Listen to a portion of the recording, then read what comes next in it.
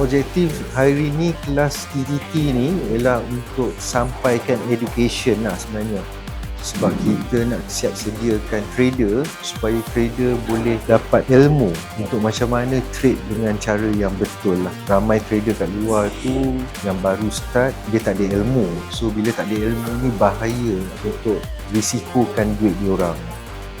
Saya nak menimba ilmu, saya belajar, saya dapat in person punya persoalan yang saya tanyakan dan terus dijawab.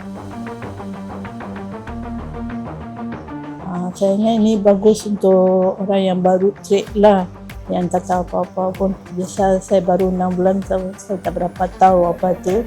So datang sini saya sudah tahu lah macam mana nak cari, nak buat engulfing semua, macam mana nak buat layering semua. Kelas hari ni saya dapat belajar engulfing dengan marking zone dengan tepat lah. Bila kita nak entry, buy ataupun sell.